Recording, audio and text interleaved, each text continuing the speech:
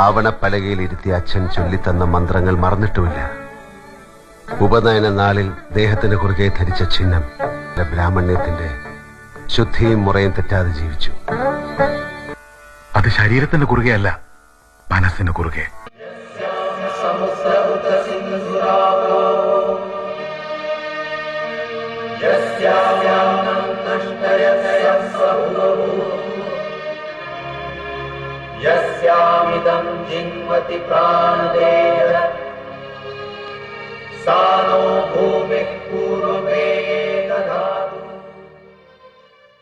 താൻ ഭാഗ്യവാനാ. തോളത്തൊരു മാറാപ്പും ഇരുപുറം തേഞ്ഞൊരിടക്കയും. താനൊന്ന് പെരുക്കണത് കേൾക്കാൻ കൊതിയായി പോകണം.